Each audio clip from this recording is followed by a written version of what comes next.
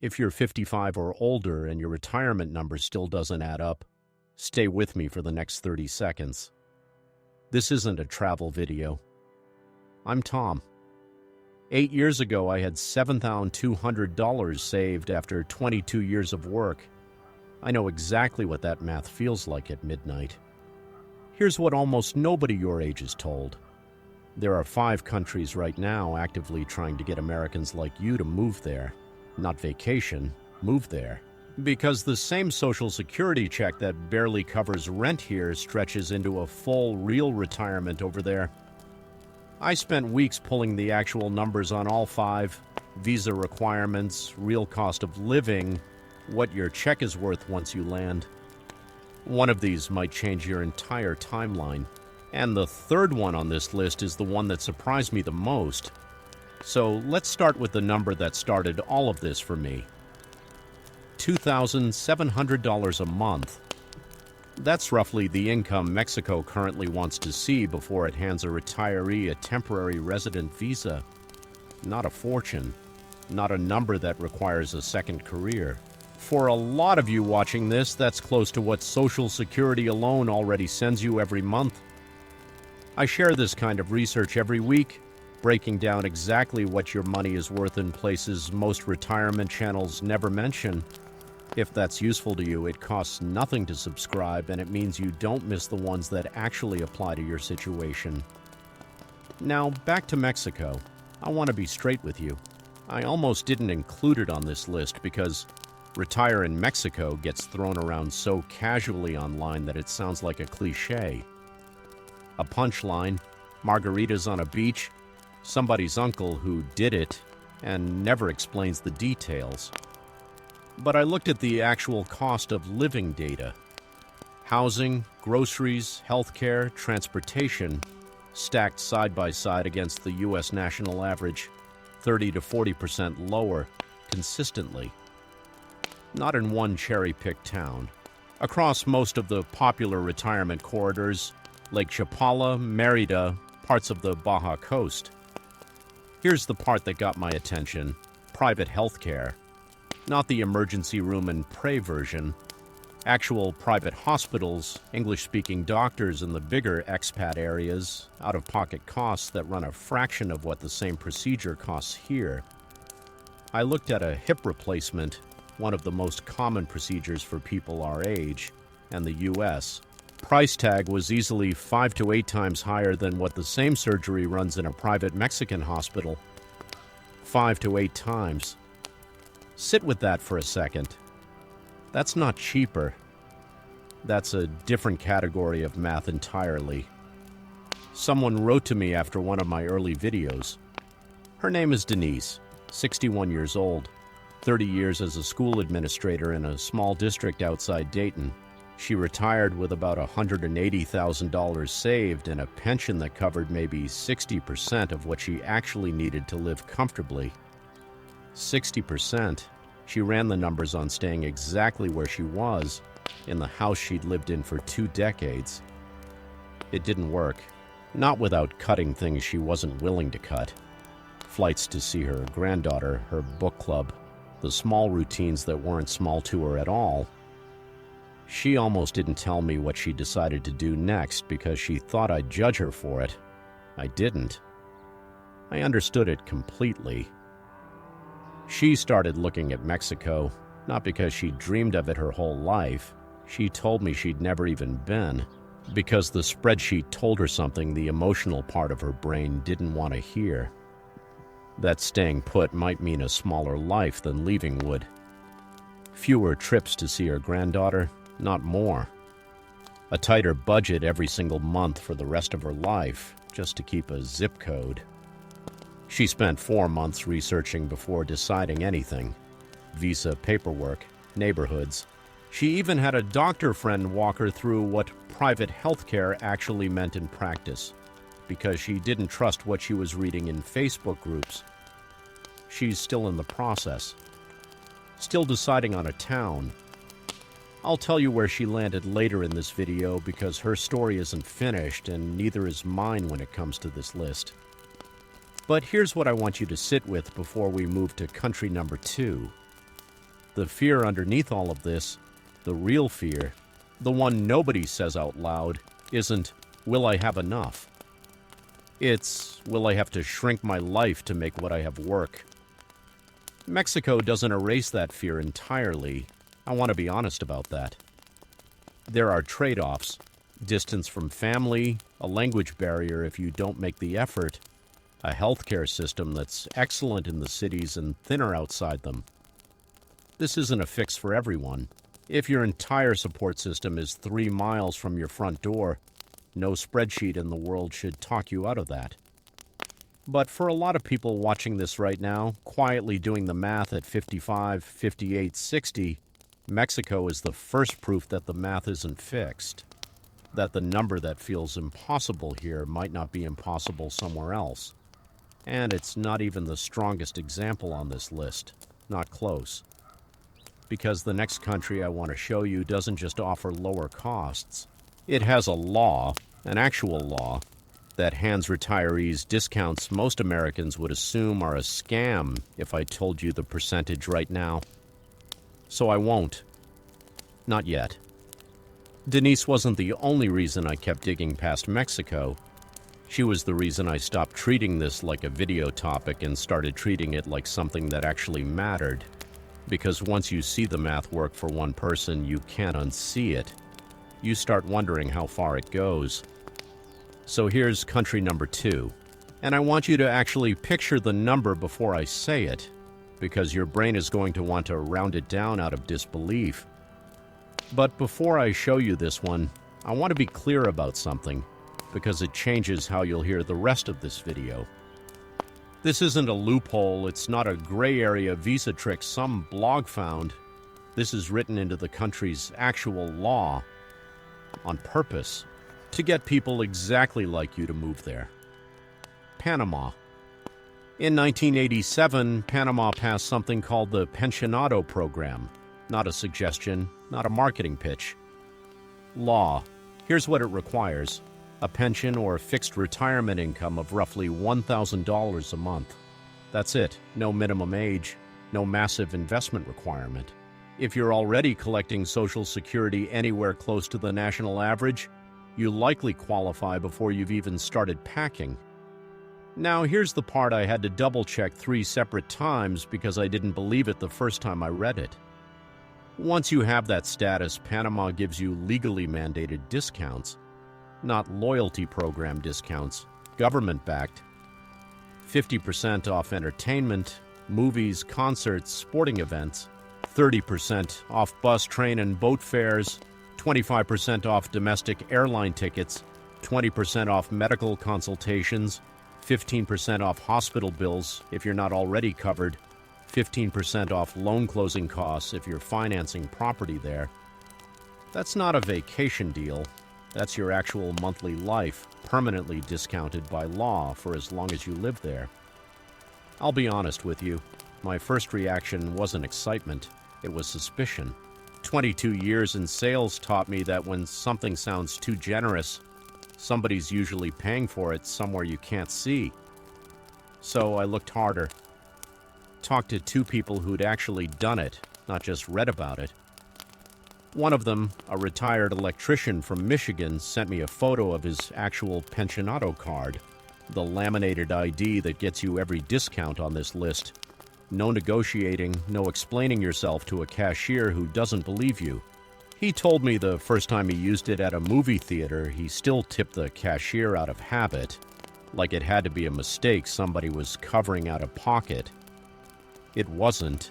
It was just the law, working exactly the way it was written to work. Both people confirm the discounts are applied automatically once the card is issued. No fine print designed to walk it back later. No expiration date buried in a footnote. What I didn't expect was how normal it's become. Panama City has entire neighborhoods now where you'll hear as much English as Spanish.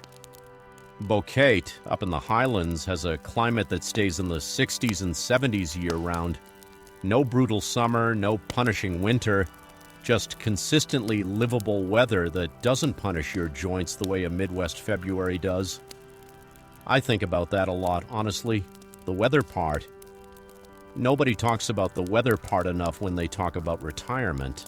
You spend 40 years enduring whatever climate you were born into because you had to be near the job.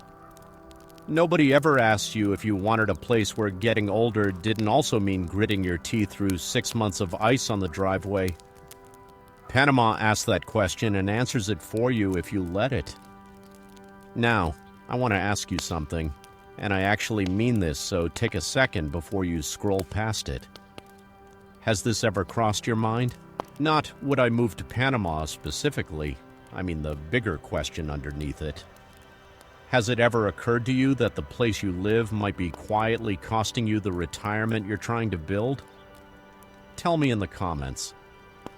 I read every one of them, and I mean that literally, not the way channels usually say it. Because here's where this gets uncomfortable, in a good way. If a 50% discount on entertainment and a $1,000 income threshold sounds generous, you haven't seen country number 3 yet. What that one does to your healthcare costs alone made me sit back from my desk the first time I confirmed the numbers. I need to admit something before I tell you about country number 3, because if I don't, I'm not being straight with you the way I promised I would be from the first video I ever posted. I got healthcare wrong for the first 2 weeks of researching this list.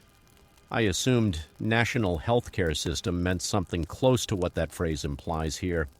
Long waits, rationed care, a system stretched thin.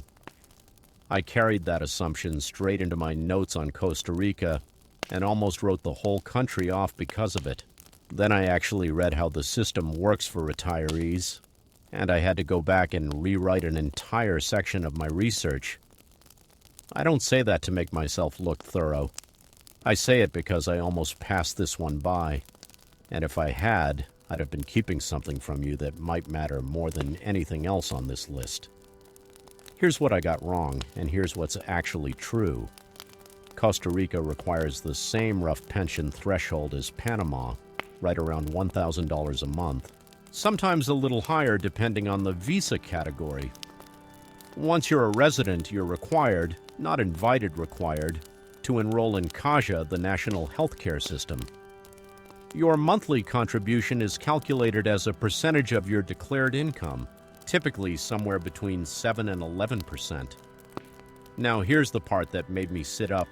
CAJA does not deny you for pre-existing conditions, not diabetes, not a heart condition, not something you've been managing for 15 years and quietly worrying will get you rejected or priced out somewhere new. Doesn't matter. You're in. Think about what that actually means for a second, instead of just hearing it as a fact and moving on. If you're 58 and you've been carrying a health condition that makes you nervous about ever-changing insurance, ever-changing states, ever-changing anything, that fear doesn't exist inside this system. It's not a workaround. It's not a special exception somebody negotiated for you. It's baked into how the whole thing was built. I talked to a man, I won't use his name, he asked me not to, who moved to the Central Valley outside San Jose 2 years ago, specifically because of a cardiac condition his U.S. insurance kept finding new reasons to make expensive. Every renewal, a new exclusion, a new letter explaining why some part of his ongoing care had shifted from covered to your responsibility. He told me his monthly CAJA contribution now is less than what he used to pay for a single specialist copay back home. Not his total healthcare cost for the month, one copay. He still sees a cardiologist regularly, still gets his medication. The condition didn't disappear when he crossed the border. The fear attached to managing it did. I want to be honest about the trade-offs here too, because I promised you real numbers, not a sales pitch. CAJA covers you, but wait times for non-urgent specialist visits can run longer than what you're used to. Most retirees I found had also purchased a modest private supplemental plan, usually under $100 a month, specifically to skip the line for non-emergencies while still having CAJA as the safety net underneath everything. That combination, public coverage that can't turn you away plus a cheap private layer on top for convenience, is not something that exists anywhere in the U.S. system at any price point. Not for $100 a month. Not for $1,000. Costa Rica also has something called the Blue Zone, the Nicoya Peninsula, one of only 5 places on Earth researchers have identified where people routinely live active lives well past 90, often without the chronic disease burden that shows up decades earlier back home. That's not marketing copy somebody wrote for a tourism board.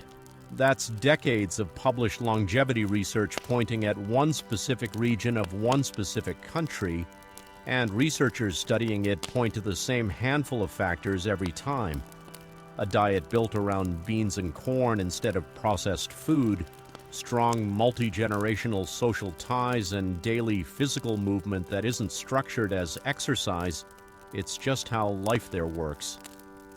It happens to be a place actively courting the exact demographic watching this video right now. 2 down, 2 to go before we get to the one that surprised me most. And I'm about to show you a country most Americans have never even considered, where the government isn't just tolerating retirees showing up. It's paying some of them too. Country number 4 is the one that made me stop and actually check the date on the source, because I assumed I was reading something out of date, something that had probably been quietly repealed the way generous tax incentives usually are once politicians realize how much they're giving up. I wasn't. It's still active. Still current. Still exactly as generous as it sounds. Greece. Here's the number. A flat 7% tax rate on your foreign pension income, your Social Security, your 401k withdrawals, your pension, for 15 straight years after you relocate. Not 7% on top of what you already owe. 7%, period. Full stop. Instead of whatever bracket you're currently sitting in back home. Let that sit for a second, because most of you watching this have spent years accepting your tax bracket the way you'd accept weather. Something that just happens to you. Something you plan around instead of question. Greece looked at its own demographic problem, an aging population, small towns emptying out as younger generations moved to Athens or left the country entirely, a tax base that needed rebuilding from villages that were slowly disappearing off the map, and decided the fix wasn't a slogan or a tourism campaign. It was a number written into law. Attract retirees with real income. Let them keep almost all of it. Let that spending rebuild the local economy from the ground up, one grocery store and one pharmacy and one taverna at a time. It's not charity. I want to be clear about that, because I don't want you thinking some country is doing this out of kindness. Greece needs you there spending money more than you need the specific 7% number. That's not cynicism, that's just how you should think about every one of these 5 countries. Somebody benefits from you showing up. That's exactly why they built the incentive in the first place. And it's exactly why you can trust it isn't going anywhere the moment you arrive. The requirement to qualify isn't complicated either. You need to not have been a Greek tax resident for a chunk of the years right before you apply, and you need to be moving your tax residency there for real, not just holding a mailbox. Once you're approved, that 7% rate is locked in, 15 years, in writing. Do the math on what that actually means for a moment. If you're pulling $60,000 a year in combined Social Security and retirement account withdrawals, and you're currently losing somewhere between 12 and 22% of that to federal tax before state tax even enters the conversation, Greece's 7% flat rate isn't a discount. It's closer to keeping an extra several $1,000s in your pocket every single year for 15 years just by relocating your tax residency to a country actively asking you to. I think about what 15 years of that adds up to. Not vaguely, actually adds up to if you let it compound instead of just spending the difference. Invested conservatively instead of spent, that gap alone could be the difference between a retirement that feels tight every March when the taxes come due and one that doesn't. And I haven't even gotten to what daily life actually costs there. A modest two-bedroom outside Athens, away from the tourist-priced coastline, runs a fraction of comparable housing in most American suburbs. Fresh produce at a local market instead of a supermarket chain. Olive oil that costs what a candy bar costs here. None of that shows up in a tax code, but it compounds right alongside it. I'm not going to pretend Greece is without its own friction. The bureaucracy can move slowly, government offices keep their own unhurried schedule, and if you don't make an effort with the language, daily errands take longer than they need to. Some islands are stunning and impractical. Some inland towns are practical and quiet in a way that isn't for everyone.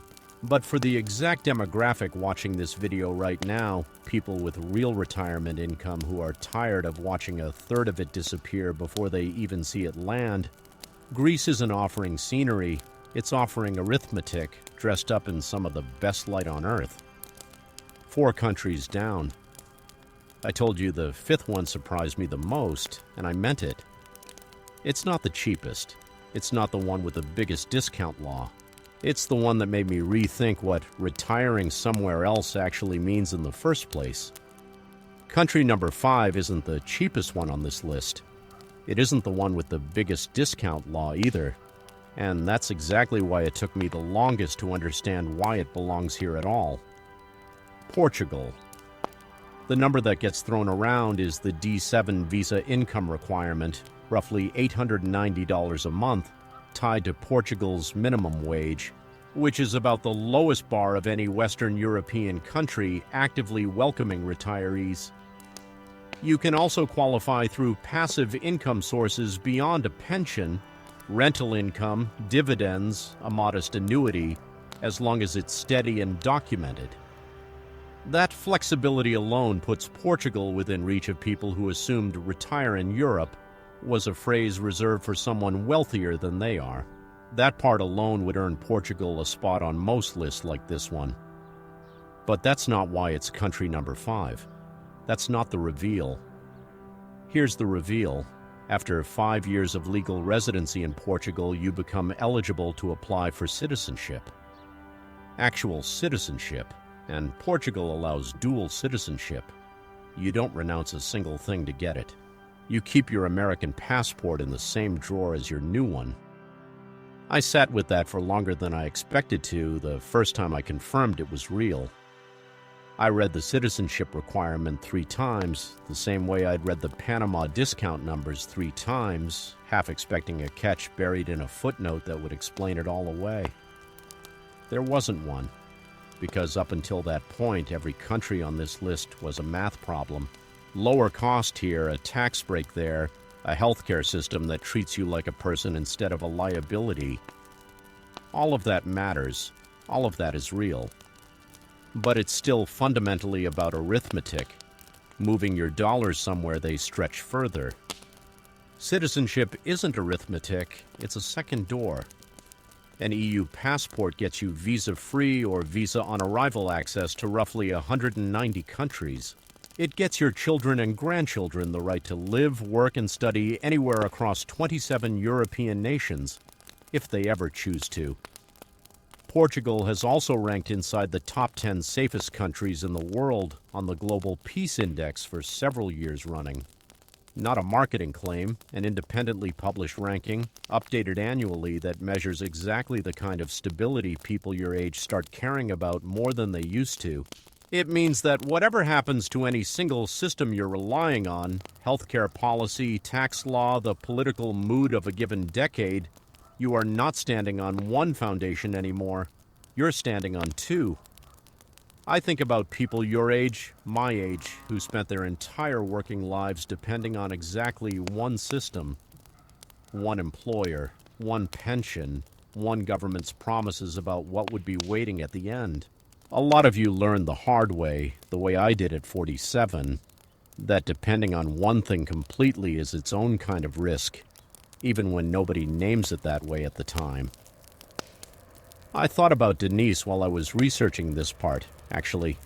She hadn't asked me about Portugal specifically. Her search had been Mexico from the start, and it still is. But the underlying question she was really asking, underneath the spreadsheet and the visa paperwork, was the same question a second passport answers. Not, where is it cheaper? Something closer to, where do I stop being one policy change away from panic? Portugal doesn't just offer a cheaper version of your current life. It offers a second version of your entire foundation, running quietly in parallel to the first, in case you ever need it. Not instead of your American life. Alongside it.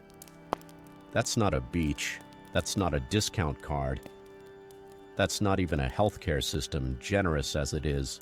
That's an entirely different category of security than anything else on this list. And it's the reason I almost didn't put Portugal at number 5 instead of number 1. The only thing that kept it here is that it takes 5 years to fully arrive, while the other 4 start paying off from month 1. 5 years sounds long until you remember most of you have already spent longer than that, worrying about a version of retirement that might not show up on its own. 5 years from now is coming regardless of what you decide to do with it.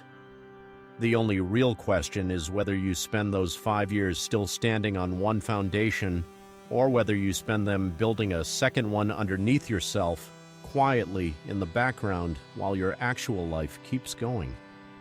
5 countries. 5 different reasons your money and your years could stretch further somewhere that isn't here. But I want to stop listing facts for a second and tell you why any of this matters, because a list by itself doesn't change anything. I've watched 100 of these videos myself over the years, and closed the tab feeling nothing except mildly informed. The average American between 55 and 64 has somewhere around $185,000 saved for retirement, not $1 million. Not the number the old rules of thumb told you to aim for by this age. $185,000. I'm not telling you that to make anyone feel small, and I'm not telling you that to scare you into watching the rest of this video either. I'm telling you because if that number sounds close to your own or lower, or you're not even sure because you haven't let yourself check lately, you are not the exception on this channel. You are the entire audience. You are the reason I'm making it. That number, sitting alone in an American retirement, produces real anxiety. Real justified anxiety because the math genuinely is tight. That same number moved to Mexico or Panama or Costa Rica, or stretched by Greece's tax law, or backed by a second passport from Portugal, it doesn't multiply. I'm not going to stand here and tell you $185,000 becomes $1 million because you crossed a border. That's the kind of promise I told you at the start of this video I'd never make to you. But it stretches, it breathes, it stops being a countdown and starts being a number you can actually build a real life around. That's the whole promise of this video, and I want to say it plainly instead of making you wait for it. The retirement math that feels broken here is not broken everywhere. The same dollars that keep you up at night in an American zip code can be the dollars that let you exhale somewhere else. Not because you failed at planning, because the entire system you were planning inside of was built assuming you'd stay exactly where you are, spending exactly where prices were set by an economy you had no hand in shaping. Nobody ever told you leaving was allowed to be part of the plan. Nobody sat you down at 45 or 50 and said, alongside the advice about maxing your 401k and paying off your mortgage, by the way, the zip code itself is a variable too. You can change it. Nobody mentioned it because most of the people giving retirement advice have never had to seriously consider it themselves. I think about Denise again here because I promised you I'd tell you where she landed, and I will in a moment. But I want you to notice something about her story first. She didn't fail at retirement. She worked 30 years, showed up every single day, saved consistently out of every paycheck the way she was told to. She did everything the traditional advice told her to do: the automatic 401k contribution, the modest lifestyle, the emergency fund.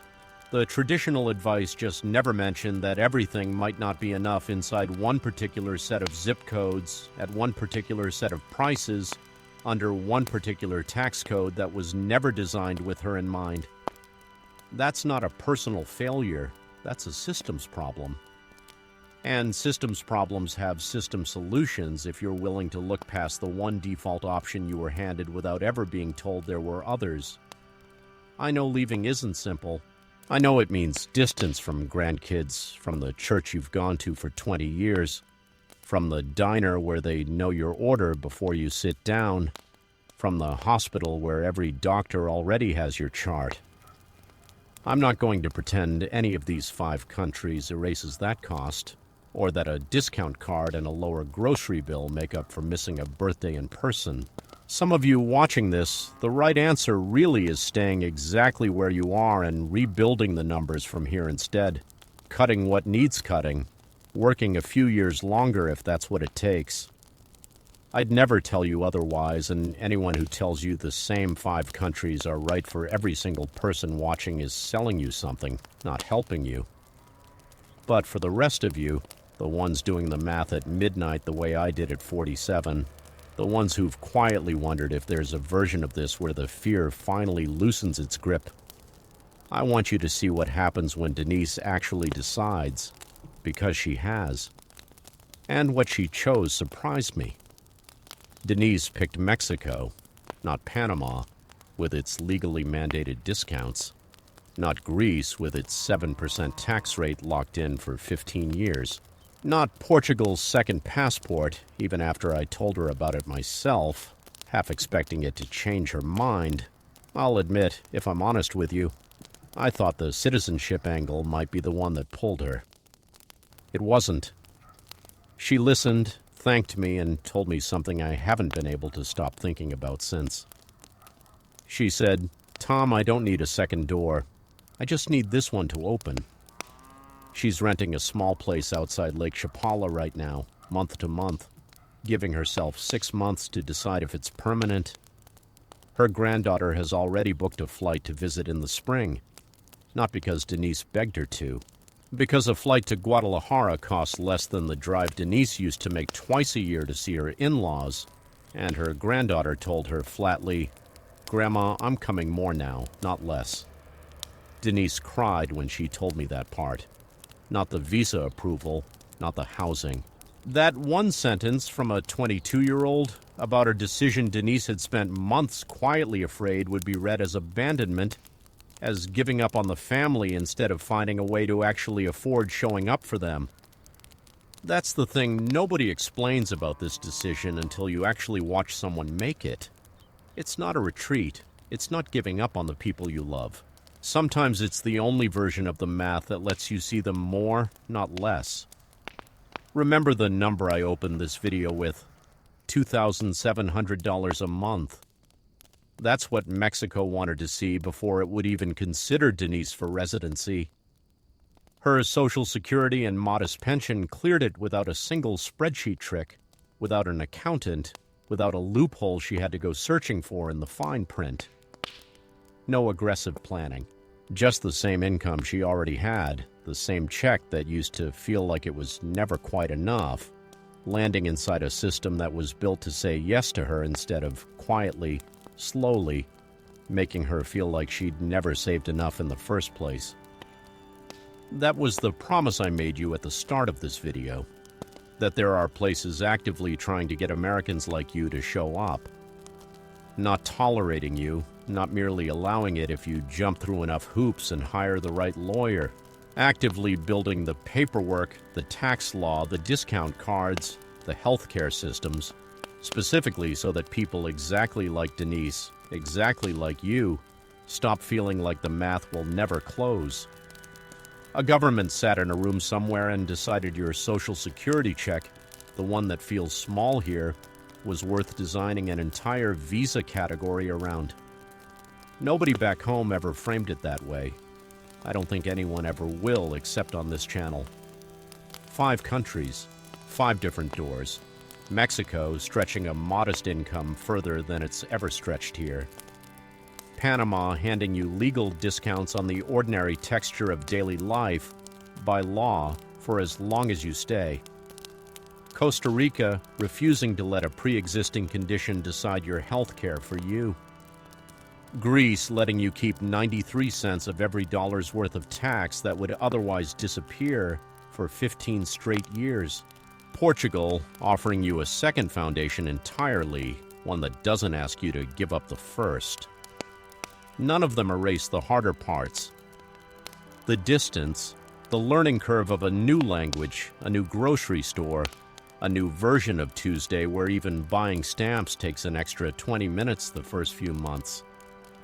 I'm not going to pretend otherwise because I told you at the start of this that I'd never sell you a lifestyle, and I meant it. Nobody on this channel is going to show you a beach at sunset and call that a retirement plan. But every one of them says the same quiet thing underneath the visa requirements and the tax percentages and the discount cards if you actually stop and listen for it instead of just reading the numbers and moving on to the next video. You're not too late. You're not behind some invisible finish line everyone else already crossed. The line was drawn somewhere you didn't have to stand, drawn by an economy, a cost of living, a set of assumptions about where retirement was supposed to happen that nobody ever asked you to agree to. You just inherited it the way you inherit a zip code, without ever being handed the actual paperwork or a vote on the terms. I started this channel because 8 years ago at 47, I sat in an apartment in Columbus looking at $7,200 and a life I didn't recognize the shape of anymore.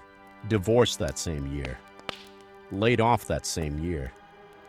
22 years of work compressed into a number that fit on a single line of a banking app screen, the cursor just sitting there blinking next to it like it was waiting for me to do something about it. And for a long moment, I had no idea what that something was supposed to be. I searched YouTube for someone who'd actually been where I was, not a 23-year-old with a rented Ferrari, not an $800 course promising a system, someone who was still in the middle of the climb, mistakes and all. I couldn't find him. So I've spent 5 years since becoming him, one video at a time, one honest number at a time. Made every mistake first so you wouldn't have to make the same ones. I share what I find here every single week.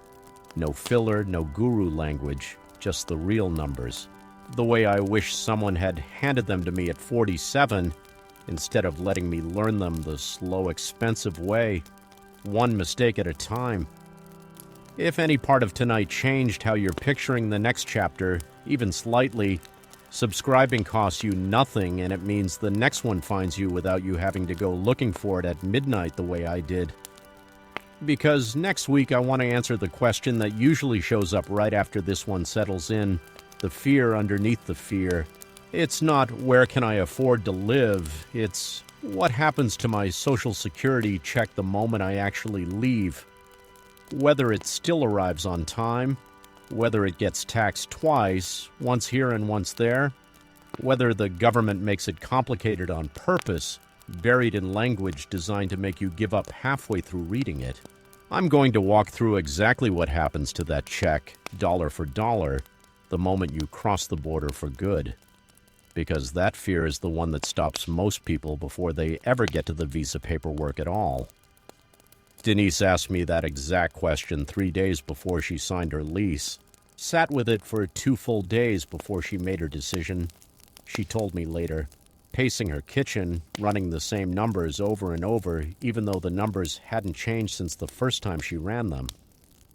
I'll give you the same honest, straight answer I gave her that quiet night in her kitchen. It's coming next week. Same channel, same honesty, same real numbers, no filler, no guru language. Just what actually happens when the check crosses the border with you.